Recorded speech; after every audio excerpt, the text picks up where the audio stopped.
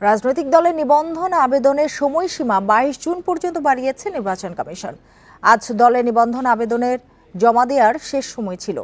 রোববার বিকেলে নির্বাচন কমিশনের সচিব আক্তার আহমেদ নির্বাচন ভবনে এসব কথা বলেন।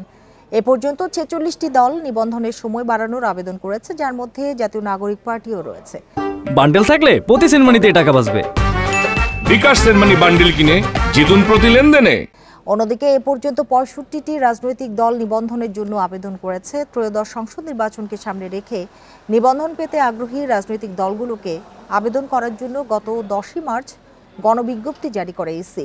নির্বাচন কমিশনে নিবন্ধিত রাজনৈতিক দলের সংখ্যা 50টি। সংসদ নির্বাচনে দলীয় প্রতীকে নির্বাচন করতে হলে নির্বাচন কমিশনে নিবন্ধিত হতে হয় রাজনৈতিক দলকে।